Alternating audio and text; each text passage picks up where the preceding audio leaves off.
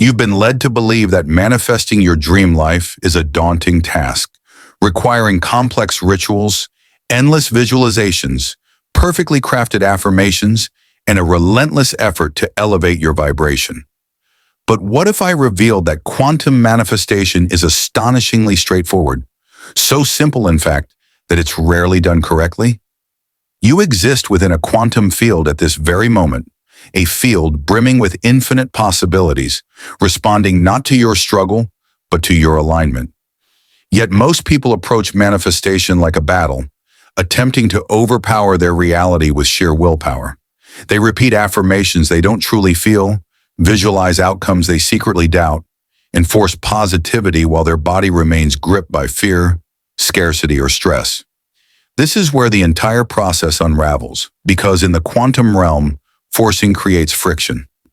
Let's simplify this to its radiant core. Quantum manifestation isn't about chasing what you want. It's about collapsing the reality where you already embody it. It's not about reshaping the external world first. It's about radiating the internal signal that draws that world to you. The quantum field contains every possibility: success and failure, abundance and lack, love and isolation, health and struggle, all existing as waves of potential. But here's the key. A wave doesn't solidify into your reality until it meets a coherent observer. You, your focus, your emotions, your attention. They shape reality itself. Yet most people are trapped in a cycle, observing from fear, fixating on what's missing, vibrating at the frequency of lack while yearning for abundance.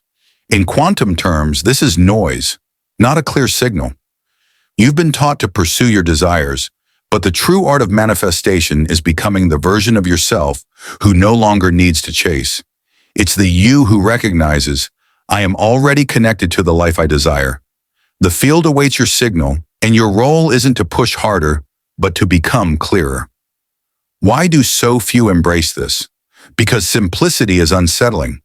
Letting go feels counterintuitive. Surrendering the chase feels like defeat. Yet here's the unspoken paradox. The moment you release your desperate need, the field can finally deliver. Think of a time when something came to you effortlessly, a chance meeting with the perfect person, an unexpected opportunity, or a sudden insight. What was the common thread? You weren't grasping. You weren't forcing. You were open, aligned, receptive. That's quantum manifestation in action, whether you realized it or not. The quantum field doesn't respond to your words, it reads your energy. You can affirm I am wealthy 1,000 times, but if your body broadcasts fear, your heart clings to scarcity, or your nervous system is wired for struggle, the field will reflect that chaos back to you. Not because it's harsh, but because it's precise. So here's the transformative shift. Quantum manifestation starts when you stop focusing on acquiring and begin focusing on being. You become the signal. You embody the vibration. You let your state, not your effort, lead the way. But this raises a vital question. What exactly does the quantum field respond to? Is it just thoughts, emotions, beliefs, or actions? And how do you align these layers to avoid sending conflicting signals? This is where most manifestation teachings falter. They emphasize one aspect, usually thoughts or feelings, while ignoring the deeper coherence of your entire system. They urge you to think positively without addressing the trauma stored in your body. They push visualization without tackling the subconscious sabotage that undermines you. They advocate affirming success while your nervous system braces for failure. But the quantum field responds to the whole signal, the integrated, embodied signal. Alignment isn't just a mental exercise, it's a full body, full system, full field transformation. In the next part of this exploration, we'll dive into the mechanics of the quantum field, why the observer effect is pivotal, what wave collapse truly means, and how your subconscious broadcasts signals even when you're unaware. We'll uncover the elegant science behind what feels like magic and reveal why manifestation flows effortlessly when you stop trying so hard. So here's my question for you to ponder as we prepare for the next section. Where in your life are you striving so intensely that you've become the very obstacle you're trying to overcome? Are you ready to delve deeper into the quantum mystery with me? Let's venture further into the enigma you've been circling without fully realizing. The quantum field doesn't respond to your wishes. It responds to your coherence. At its essence, quantum manifestation isn't about thoughts, emotions, or actions in isolation. It's about how these align into a clear signal the field can interpret without distortion. Picture the quantum field as a cosmic interpreter. When your thoughts, emotions, and actions harmonize, your message is unmistakable, your vibration steady, and the field responds almost instantly. But when you think one thing, feel another, and act in contradiction, the signal becomes garbled, and the field mirrors back chaos, not clarity. This is where the observer effect, a cornerstone of quantum physics, comes into play. At the quantum level, particles exist in a state of pure potential, a wave function. When you, the observer, focus on a specific possibility, that wave collapses into a tangible event. Reality takes form. Choices solidify. The unseen becomes seen. But here's the twist. The observer isn't just your conscious mind. It's also your subconscious. If you consciously desire abundance, but your subconscious is wired for survival, scarcity, or fear, the field picks up that hidden signal. Your subconscious becomes the true observer, collapsing a reality you didn't consciously choose. That's why so many feel stuck. They align their surface thoughts but overlook the deeper programs running beneath. In the quantum game, the subconscious always holds the upper hand. It gets even more intriguing. Researchers like Joe Dispenza and Bruce Lipton have demonstrated that the heart generates an electromagnetic field far stronger than the brain's. This heart field extends outward, interacting with the broader quantum field. When your heart and brain are in sync, you emit a potent, unified signal. When they're misaligned, the signal weakens and fragments. This is why manifesting from your mind alone often fails. Without the emotional resonance, the felt sense of alignment, the quantum field lacks a clear signal to reflect. You can't just tell the field what you want. You must become its vibrational match. This means tuning your body, breath, nervous system, beliefs, and daily choices into harmony. It's not a one-off ritual, it's a living practice. Consider a practical example. Suppose you want to manifest love. You can write affirmations, create vision boards, or visualize your ideal partner. But if deep down you carry wounds of unworthiness, if your nervous system anticipates rejection, or if your heart is guarded, the quantum field senses that tension. It detects the contradiction and delivers more longing, more searching, more near-miss connections. The universe isn't punishing you. It's precisely mirroring your dominant frequency. The shift lies in achieving coherence, in feeling whole now, in embodying the emotions of your desired reality before it manifests, so the field can collapse that timeline into existence. You become the frequency first and the form follows. This might sound daunting, but here's the profound simplicity. The more you release the need to control the outcome and focus on regulating your internal state, the faster the quantum field responds. This is why quantum manifestation is so simple yet so rarely practiced. Our minds crave complexity. We want 10 steps, 5 hacks, a foolproof formula. But the quantum field isn't a machine.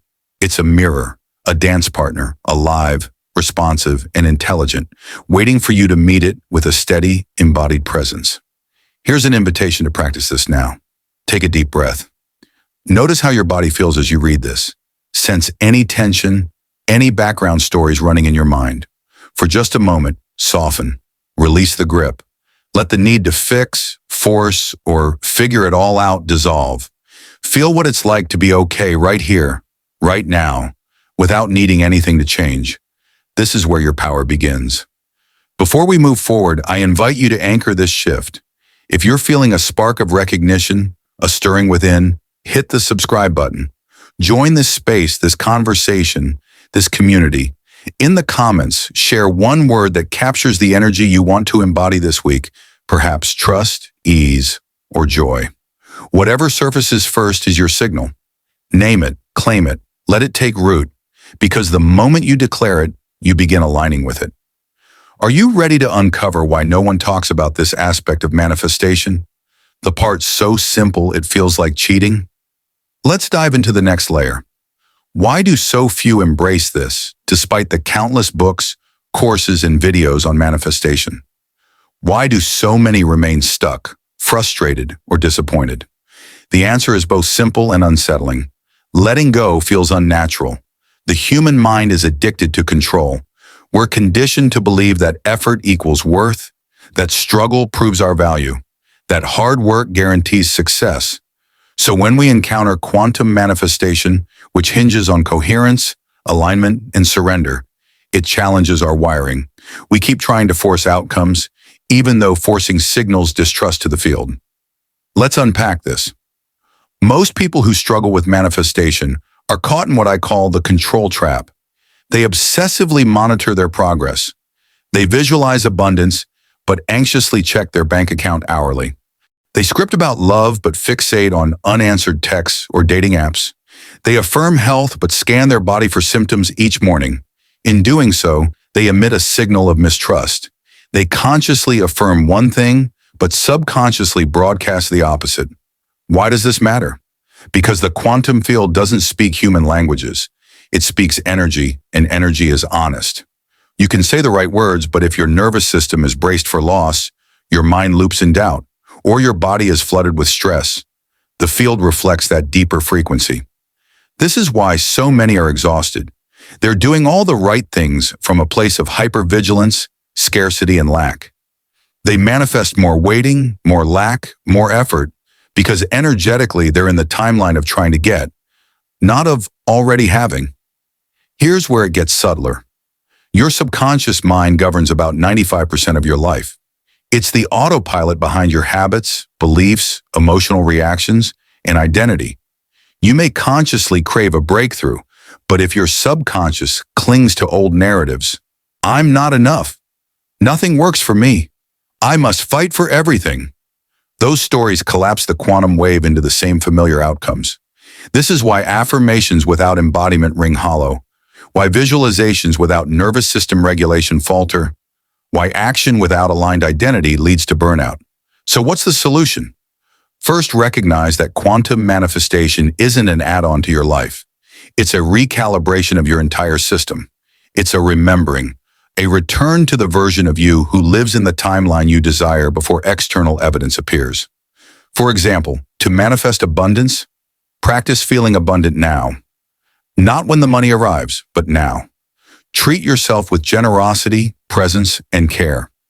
Release micromanaging the outcome and embody the signal of trust. To manifest love, practice loving yourself now. Open your heart, soften your defenses, become the partner you seek. Stop chasing validation and live as if you're already enough, because you are. For health, stop fixating on what's wrong and nurture what's right. Shift from survival to resilience, practicing gratitude for the body you have while gently guiding it toward vitality. Here's the paradox. When you stop needing it so desperately, it arrives faster. Not because the universe is testing you, but because you've stopped being the resistance. So reflect on this. Where are you gripping the steering wheel with white knuckles? Where are you measuring, tracking, forcing, or chasing? What would happen if you loosened your grip by just 10%? Pause with that. This isn't passivity. It's a shift from control to co-creation, and that shift is where quantum manifestation begins to flow. In the next section, we'll explore practical techniques to realign your system, regulate your state, and become the clearest signal to the quantum field. We'll discuss how to dissolve resistance without bypassing emotions, how to build trust with your subconscious, and how to step into your desired timeline as if it's already yours. But first, where in your life are you holding so tightly that you've become the block you're trying to break through? Here we are, at the heart of the most profound truth in quantum manifestation, the part rarely discussed, yet hiding in plain sight. You don't manifest what you want, you manifest what you are. This isn't just a poetic notion, it's the principle governing how the quantum field interacts with you. The field doesn't care about your words, vision boards, or polished affirmations. It responds to the signal of your being, the vibrational signature you carry into every moment, thought, and interaction.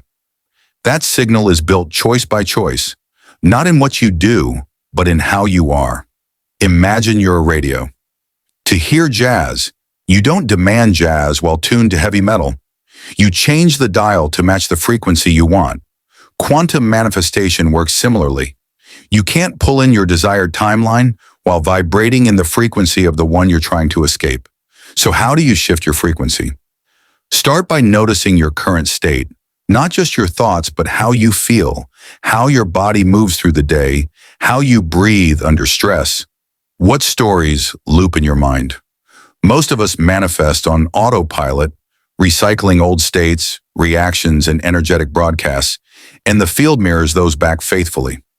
The shift begins when you disrupt this pattern, not with force or frenzy, but with simple, embodied practices.